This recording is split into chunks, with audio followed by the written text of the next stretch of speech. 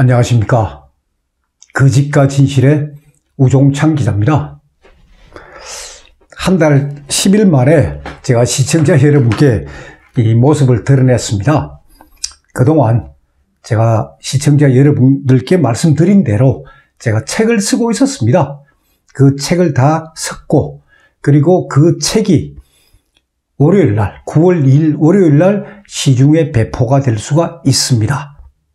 책 제목은 대통령을 묻어버린 거짓에 산 제1권입니다. 그래서 이 대통령 사건은 18가지 혐의가 되다 보니까 아주 의혹이 되는 부분들이 너무나 많고, 그걸 하나하나 다 밝혀주려고 제가 하다 보니까 거의 한 2000페이지, A4 용지로 2000페이지 정도 써야 되는데, 그러면 400페이지 책이 5권짜리입니다.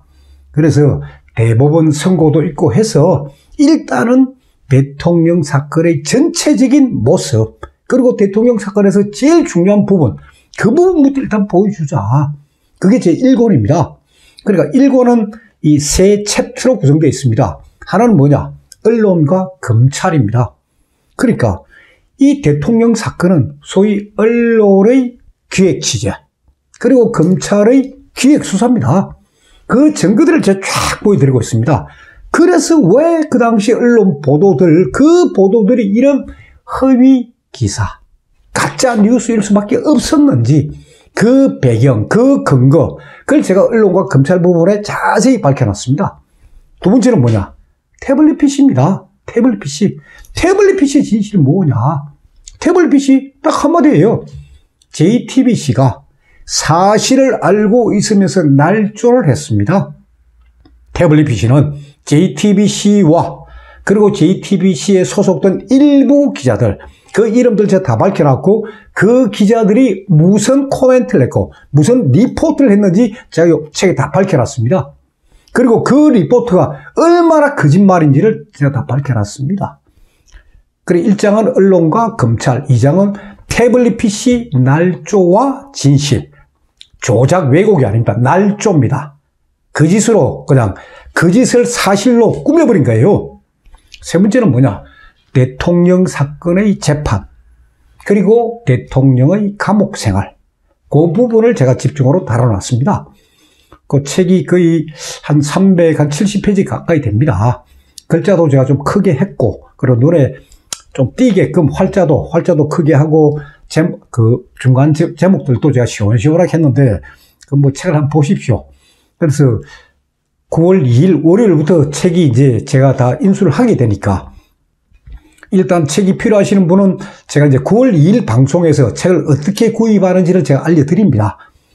그러니까 그동안에 그 파란 장미 배지를 저를 통해서 구입하지 않았습니까? 그런 식으로 할 거예요. 그리고 출판사도 사실은 제가 만들었습니다. 출판사 이름도 거짓과 진실입니다. 제가 출판사도 등록을 했고, 새로 만들어가 하고, 그래서 이번에 예스24라고 아마 시청자 여러분들도 아실 거예요. 하나의 그 판매, 그 큰 회사입니다. 그리고 서점도 갖고 있고, 그래서 예스24 쪽에다가 제 책을 좀 팔아달라, 널리 알려달라 하는 걸 지금 협의 중에 있습니다. 그게 협의가 끝나면 예스24.com을 통해서도 구입할 수가 있습니다. 그런 부분들은 제가 월요일 날 자세히 말씀드리도록 하겠습니다. 오늘 이 시간에 제가 말씀드릴 것은 뭐냐? 8월 29일 어제 있었던 대법원 선고입니다. 대법원이 선고에 대해서, 이 내용에 대해서 제가 좀 말씀드리려고 합니다. 지금 많은 분들이 오해도 하고 있고 좀 더 이상하다고 하는데, 이상한 건 맞습니다. 맞는데 제가 이제 근거들을 설명을 드리니까 시청자 여러분들께서는 제 말씀을 들으시면서 냉정하게 살펴보십시오. 자, 김명수 대법원장이 어제 오후 2시부터 오후 2시 40분까지 40분 동안 판결문을 낭독을 했습니다. 이게 다 보도가 되었습니다. 다 이게 동영상이 다 있습니다. 여러분들이 그 동영상을 구하세요. 그 동영상을 구해가지고 들어보시는데, 다 들어볼 필요 없고 9분 40초부터 들어보십시오. 9분 40초부터. 거기서부터 들어보시면은 사실 이 대법원 판결문이 상당히 난해합니다. 이 무슨 말인지 모를 정도로 아주 난해한 부분이 있는데 그 9분 40초쯤 가면은 이런 부분이 나옵니다. 제가 읽어드리겠습니다. 위와 같이 파기되는 부분 중 유죄 부분은 이 판결의 선고로 그 부분에 대한 유죄 판단이 실체적으로 확정되는 것은 아닙니다. 이런 표현이에요. 김명수 대법원장의 워딩입니다. 팻말입니다. 아니, 유죄 판단이 실체적으로 확정되는 것은 아니다. 이게 무슨 말인지 이 말의 의미를 알아야 됩니다. 유죄면 유죄라 하면 됩니다. 유죄다 하면 되지. 왜 유죄라 안 하고 실체적으로 유죄가 확정되는 게 아니다. 여우를 상당히 남겨놓은 거예요. 여러분들께서 직접 한번 들어보십시오. 이 부분을. 앞부분 뭐 복잡한 설명도 있는데 이 부분, 이 위와 같이 하는 이 부분을 한번 들어보십시오. 유죄 판단이 실체적으로 확정되는 것은 아니다. 이게 무슨 의미냐? 제가 이 의미를 오늘 이 시간에 이제 설명드리는 거예요. 자, 아니, 대통령 사건은 간단합니다. 2심, 김문석 판사의 2심, 그리고 이재용 부회장의 2심, 그리고 김문석 판사가 최순실 사건도 2심을 했습니다. 그리고 김문석 판사의 2심이 맞다. 아니면 이재용 부회장의 2심이 맞다. 이 둘 중에 하나만 선택하면 됩니다.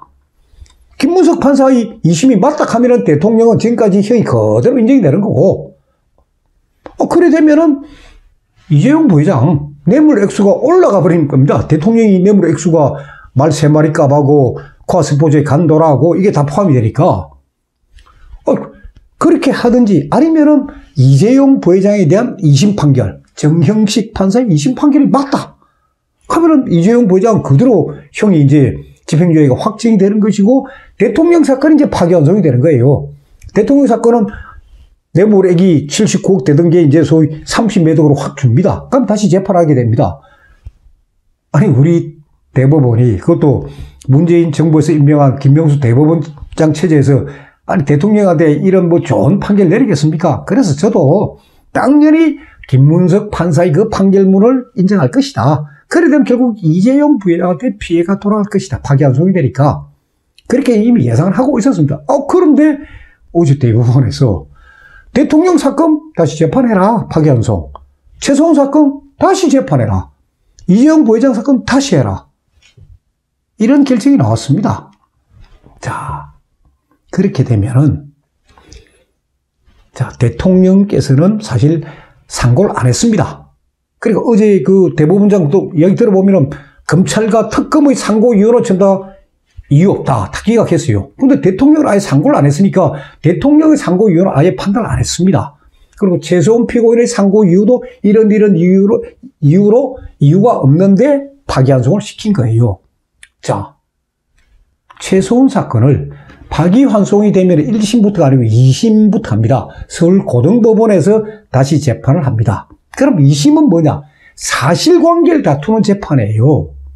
대법원은 법률심이고 1심, 2심이 사실관계입니다. 그러면 다시 최소한 사건을 이제 사실관계를 한번 다시 다퉈보자. 이래가 재판을 하다가 그동안 놓친 거. 이런 부분이 나오면 어떻게 되겠습니까? 그래 되면은 소위 최소한 피고인 그 2심 판결문 이게 잘못됐다. 이게 사실인데 잘못 판단했다. 어떤 변수가 생길지 모릅니다. 거기에다가 이재용 부회장 사건도 파기환송 다시 재판해요. 그러니까 승마 뇌물 확정이 안 된 겁니다. 그러다 보면 이게 결국 대통령 사건, 최소한 사건, 이재용 사건 같이 지금 맞물려 갑니다. 같이. 어떻게 될지 모르는 거예요. 그렇게 되니까 유죄라고 아까 제가 읽어드린 말 있지 않습니까? 그 유죄라고 확정할 수 없다는 거.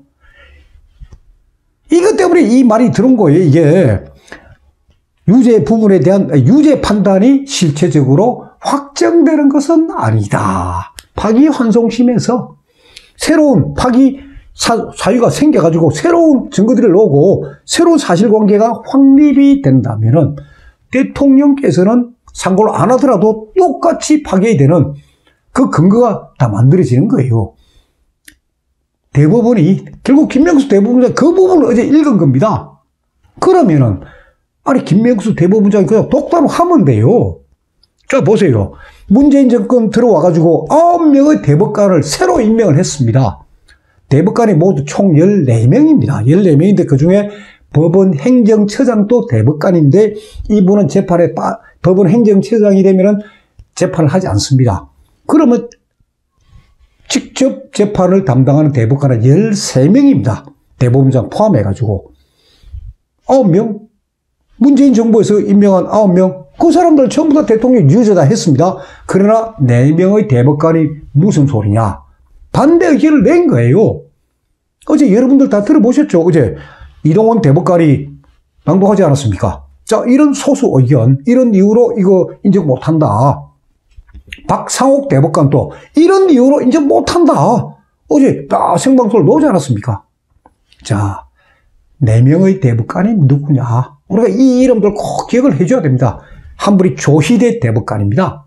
조희대 대법관은 우리나라에서 뇌물죄에 대해서 가장 이론적인 이 무장, 그러니까 이론적으로 아주 탄탄하신 분이에요. 어제 이동원 대법관이나 박상옥 대법관 그 논리, 그게 참 다 조희대 대법관하고 다 생각을 맞춰서 한 거고, 다만 이제 이동원 대법관이 이제 낭독을 했었다는 거예요. 그 다음에 박상옥 대법관, 물론 검찰 출신입니다. 검사 출신 박상옥 대법관, 안철상 대법관, 이동원 대법관입니다. 안철상 대법관, 이분이 누구냐? 김명수 대법원장이 되면서 법원 행정처장으로 앉혔던 자기가 믿는 사람이에요. 근데 안철상 대법관은 법원 행정처장이 되고 난 뒤에 보니까 양성태 대법원장 시절에 있었던 그 법원 행정처의 직권남용 그 수사하라. 안철상 대법관 이거는 제가 안 됩니다. 수사 못합니다. 그런데 김명수 대법원장이 검찰에 고발해가 지금 양성태 대법원장 그 재판 벌어진 거 아닙니까? 그래 되니까 안철상 대법관은 아이고 저는 법원 행정처장 안 하겠습니다. 그리고 대법관 난 재판 하겠습니다 된 거예요. 김명수 대법원장이 그 신임했던 그분이 김명수 대법원장의 그 판결, 그렇게 밀고 가는 판결에 대해서 반대 의사 표시한 거예요. 이 네 분 결국 9대4, 13명 중에서 9대4로 이 네 분이 저항을 하니까, 그리고 이 네 분의 저항을 했기 때문에 선고도 계속 늦어지고 결국 마지막 판결문 속에 이 네 분의 그 저항 분위기가 녹여 있는 겁니다, 이게. 그래서 대부분 이 선고를 아주 우리가 의미를 알아야 되고, 그래서 여러분들, 시청자 여러분들이 직접 그 부분을 들어보십시오, 귀로. 다음 두 번째. 대법원이 고민하는 게 뭐냐? 자, 박근혜 대통령은 18가지 혐의입니다. 그 중에 하나가 뭡니까? 블랙리스트 사건이에요. 문화예술계 좌파들 그 지원해주지만 블랙리스트 사건으로 역시 직권 남용 강요로 소위 기소가 된 겁니다. 근데 어제 여러분들 들어보셨죠? 블랙리스트 부분 대법관 김명수 대법원장 뭐 이야기합니까? 한마디도 안 했습니다. 대통령 사건 아닙니까? 대통령 사건의 최종 선고심에서 대법원이 왜 블랙리스트 사건 좀 판단을 못했습니까?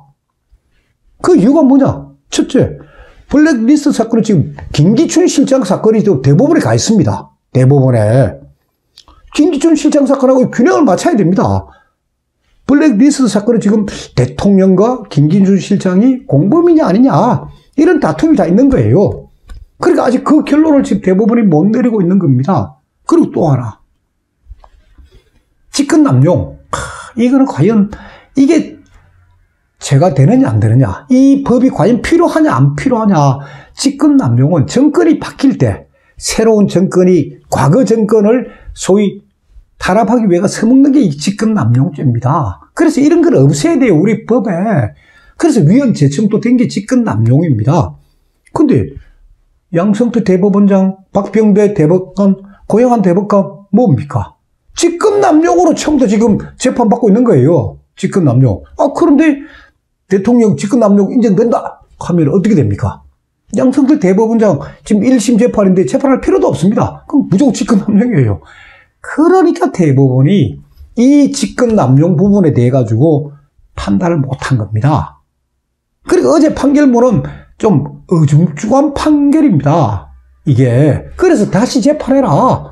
최종 확정을 못 지으니까 그냥 파기한 속에 다시 재판하십시오. 그때 이 블랙리스트 부분도 그때 같이 하십시오.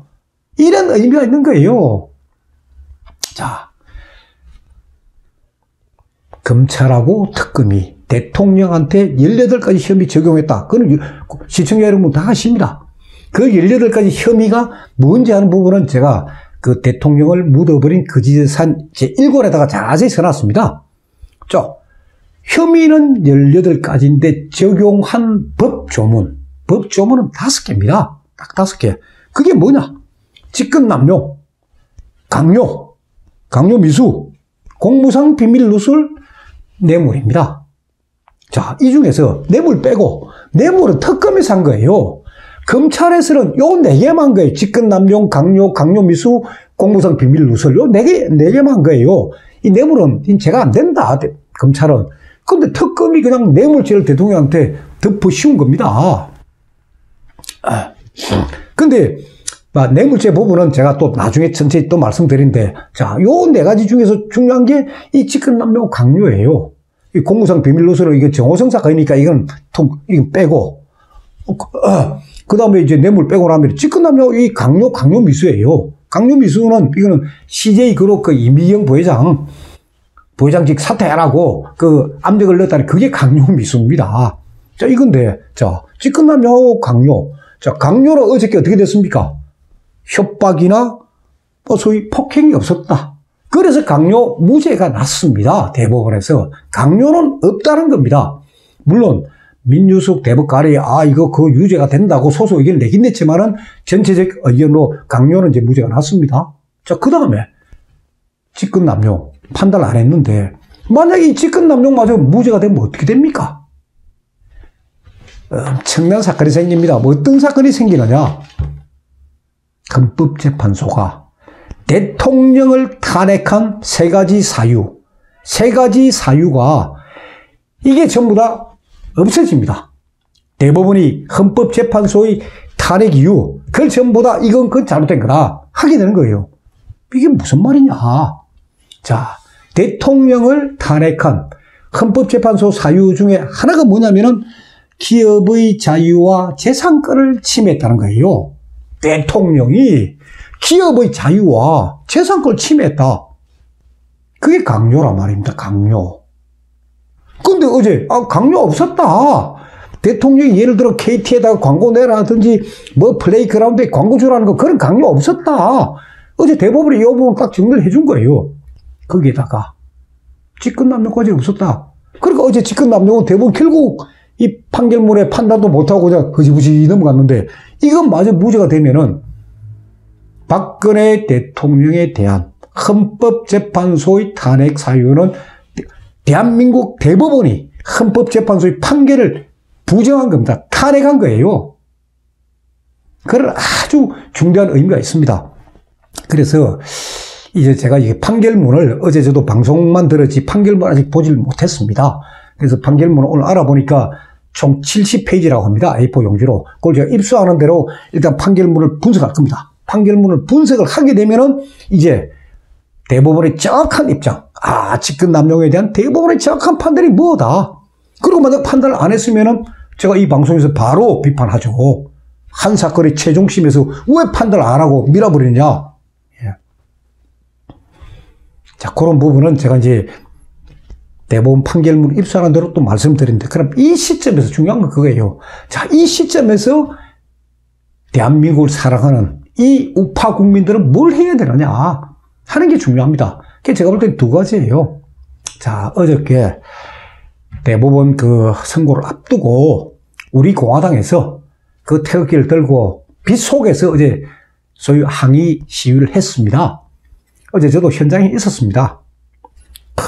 비가 12시부터 1시까지 막 억수로 퍼부었습니다. 비가. 대법원 앞에는 경찰이 쫙 깔려있고 근처도 못 가고 대법원 그 방청객 그것도 표로 표 추첨해가 뽑힌 사람들도 아예 신분증하고 방청을 확인해가 문 쪽문 딱 하나 열어 그걸로 다 들어간 거예요.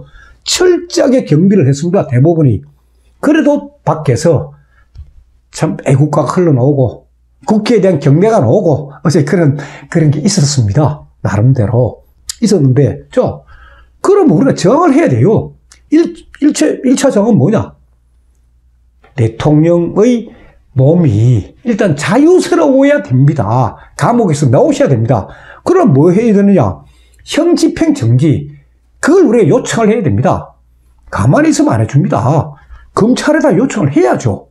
그러면 검찰은 문제 삼는 게 아니 당신은 말이야 신청이 그런 요청할 수 있는 자격이 있느냐 없느냐 그걸 따져가지고 자격이 안 된다 하면 접수조차 안 되는데 제 같은 경우는 지난 4월 29일 날 제가 박근혜 대통령에 대한 형집행 정지 요청서 그걸 제가 서울중앙지검에 접수를 했습니다.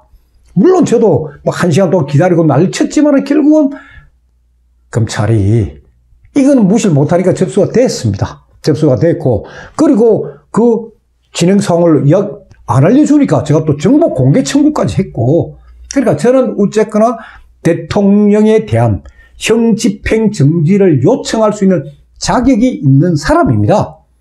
그래 지난번에 요청했을 때는 그 공직선거법 위반 2년 그거 갖고 다시 형을 말이야 뒤늦게 그 집행하는 건 잘못된 거 아니냐 하는 논리로 제가 이제 문제 제기를 했는데 자 이번에 보세요.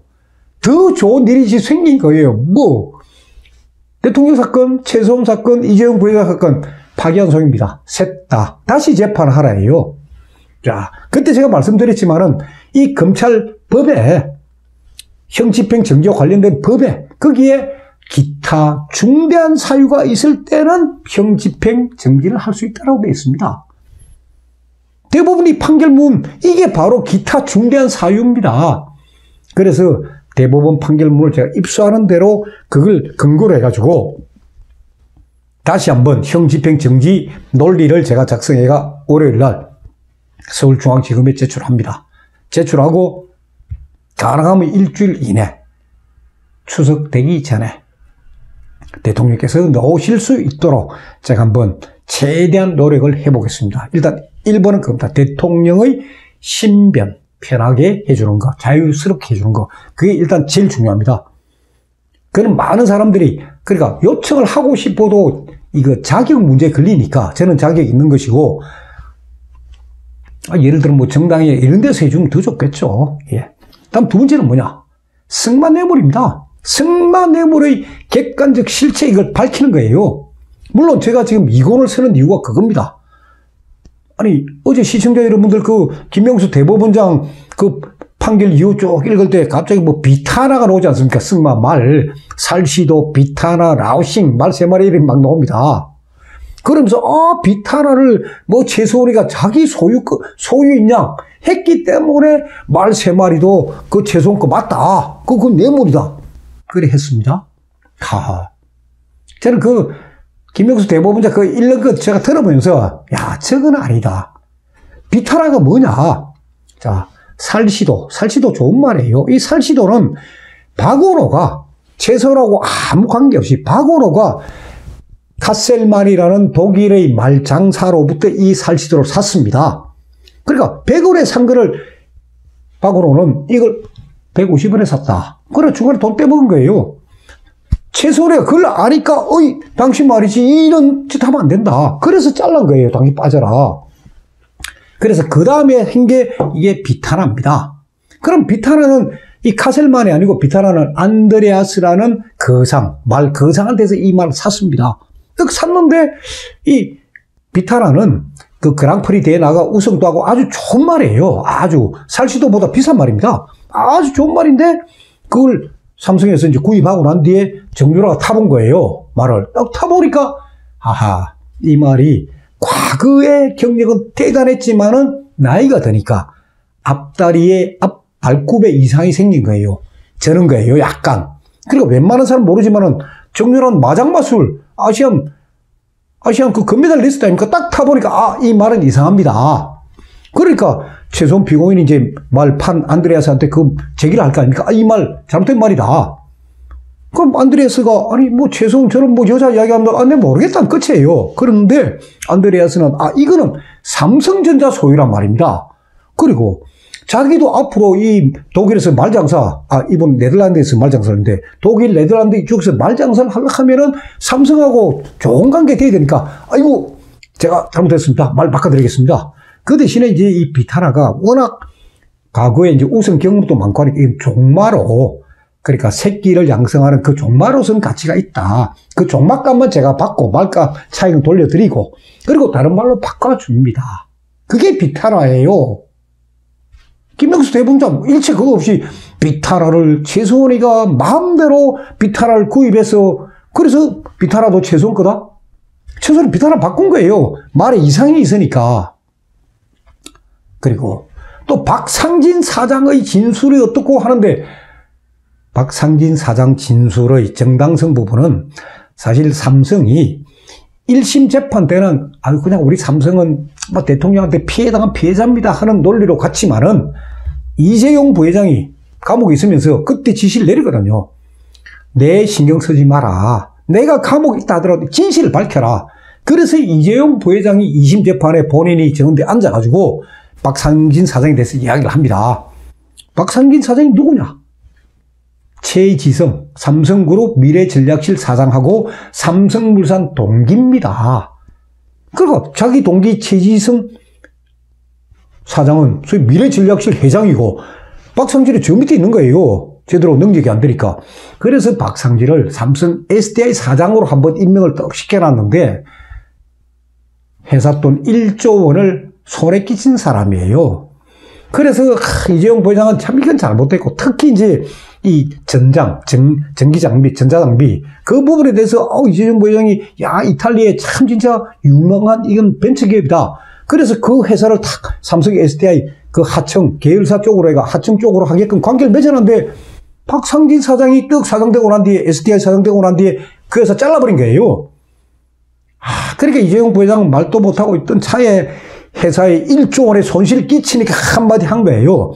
당시인 승마협회 내가 회장 맡아라 할 때는 올림픽 동경올림픽 대회가 선수 케어라고 했는데 당신 가드바를 왜 아시아 뭐 승마협회장이나 하려 하고 왜 다른 짓거리 하느냐. 그래서 꾸짖은 겁니다.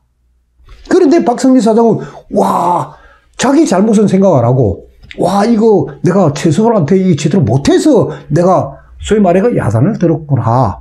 그래가지고 그때부터 방으로 말대로 해가 막 최소한 해주는 대로 하세요. 박상진 사장 그 진술 믿을 하나도 없습니다. 그러니까 박원호, 박상진 그 진술 갖고 지금 다 엮고 있는데 그 부분의 진실은 제가 다 이권에서 다 밝힐 겁니다. 그러니까 삼성의 경영권 승계자가 없었습니다. 그 뭐 김명수 대법원장은 뭐 경영권 승계가 있었다고 어쩌고 하는데 그 없다는 객관적 근거를 제가 검찰 수사 기록 다음에 법원 공판 기록 갖고 그 근거를 다 제가 제시를 할 겁니다. 이권에서.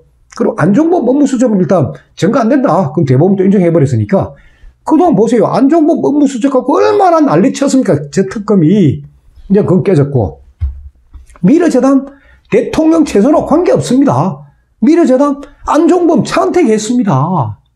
K스포츠재단 안종범 정현식 거기에다가 박헌영 앞으로 박헌영이라는 이름도 여러분 잘 아셔야 됩니다. K스포츠재단 과장입니다.